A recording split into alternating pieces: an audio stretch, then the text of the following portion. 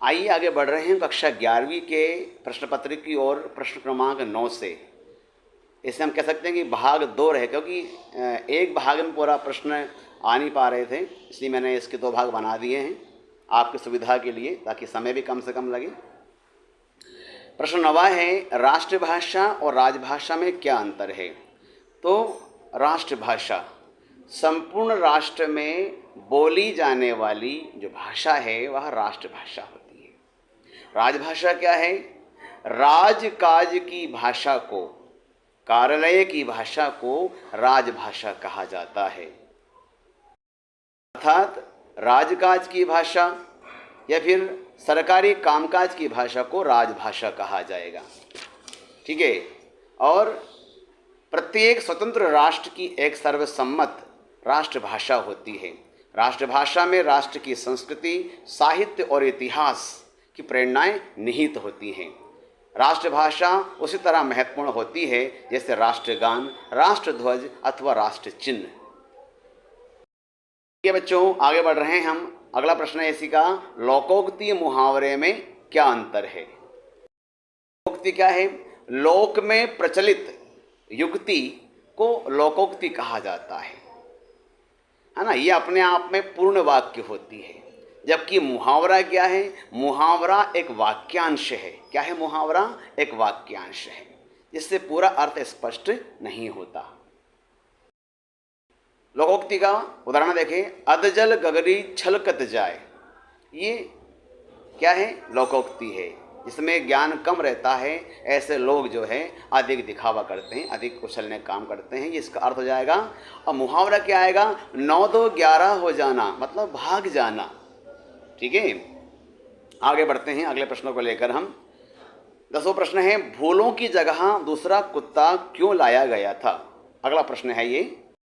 इसका उत्तर, भूलों की जगह भूलों कुत्ते वाला दृश्य 2 भागों में फिल्माया गया था, जिसका कारण था पैसे समाप्त होना तथा रोशनी का कम होना। प्रथम अंश में माँ सर्वजया अपू को भात खिला रही हैं। पेट भर जाने पर अपू तीर कमान से भागता हुआ खेलता है और माँ अपू के पीछे पीछे थाली लेकर दौड़ लगाती है, जाती है, और भूलो कुत्ता भात खाने के लिए खड़ा हो जाता है। माँ बचा हुआ भात एक गमले में डाल देती है। इतना अंश पहले भूलो कुत्ते पर फिल्माया गया था। 6 महीने बाद दूसरा अंश चित्रित करना था, परंतु जब तक पहला कुत्ता मर गया, अतः भूलो जैसा ही बादामी शरीर व सफ़ेद पूंछ वाला दूसरा कुत्ता लाकर गमले में फेंका हुआ भात दूसरे कुत्ते ने खाया। इस प्रकार दूसरे कुत्ते ने दूसरे अंश को पूरा किया गया, इसीलिए भूलो कुत्ते के स्थान पर दूसरा कुत्ता लाया गया था। देखिए अगला प्रश्न है, मीरा कृष्ण की उपासना किस रूप में करती है और वह रूप कैसा है? अच्छा प्रश्न है, हमेशा प्रश्न आता है ये वाला। मीरा ने सदैव अपने आराध्य भगवान श्री कृष्ण को अपना पति स्वीकार किया है। उन्होंने कृष्ण की उपासना उसी दाम्पत्य भाव के साथ की है। मीरा कृष्ण के सगुण रूप की उपासना करते हुए कहती है कि कृष्ण उनके सब कुछ हैं। उनके समक्ष उन्होंने अपना सर्वस्व समर्पित कर दिया है, न्यौछावर कर दिया है। श्री कृष्ण के अतिरिक्त अन्य किसी से भी उनका कोई रिश्ता नाता नहीं है। मीरा के अनुसार कृष्ण गिरिराज पर्वत को धारण करने वाले एवं सिर पर मोर मुकुट पहनने वाले हैं। उनका यह रूप अत्यंत मनोरम है और उन्हें अत्यधिक प्रिय है। मीराबाई स्वयं को श्री कृष्ण की दासी पत्नी रूप में मानती है। कितना अच्छा उत्तर इसका मिला है सामने आपको। बच्चों अगला प्रश्न है, गद्य की गौण विधाओं के नाम लिखिए। अब गौण विधाएं मतलब जो कुछ प्रमुख विधाएं उनको छोड़कर क्या क्या है? रिपोर्ताज है, संस्मरण है, जीवनी है और आत्मकथा, और भी है, लेकिन हमें केवल 4 नाम लिखने हैं 2 अंक के हिसाब से, और जो आपसे 4 ही पूछा गया है। अगला प्रश्न है, 3 प्रमुख नाटकों के नाम, उनके लेखकों के नाम लिखिए। अच्छा प्रश्न है और ये प्रश्न पहले कई बार पूछा भी गया है। देखिए इसमें आ सकता है नंबर 1 नाटक में हम बात करें तो नाटकों में भारतेंदु हरिश्चंद्र, वेदे की हिंसा हिंसा न भवती, प्रेम जोगिनी विद्या सुंदर। फिर है लाला श्रीनिवास दास, श्री प्रहलाद चरित्र, संयोगिता स्वयंवर। अगला नाम है जयशंकर प्रसाद, रहे नाटककार। स्कंदगुप्त है, चंद्रगुप्त है और ध्रुव स्वामिनी ने लिखा है। अगले नाटककार हैं विष्णु प्रभाकर। डॉक्टर योगे योगे क्रांति, टूटते परिवेश। नंबर 5 लक्ष्मी नारायण मिश्र के नाटक हैं सन्यासी, मुक्ति का रहस्य, सिंदूर की होली इत्यादि। ठीक है, और भी अगर चाहें तो हम, लेकिन इतना समय नहीं और आवश्यकता भी नहीं इतना बोलने की। अगला प्रश्न देखिएगा। प्रश्न है मनुष्य ने संचार के माध्यमों की खोज क्यों की। ये प्रश्न है अभिव्यक्ति माध्यम का, ये आपको लिखवाया पूरा है ना। 2 अंक का प्रश्न है, हम कम लिखेंगे इसमें। संदेशों के आदान प्रदान में लगने वाले समय और दूरी को पाटने के लिए, दूरी को कम करने के लिए मनुष्य ने संचार के माध्यमों की खोज की है। कितना अच्छा उत्तर बन जाएगा। ठीक है, अगला प्रश्न देखें। जनसंचार के कौन कौन से कार्य हैं।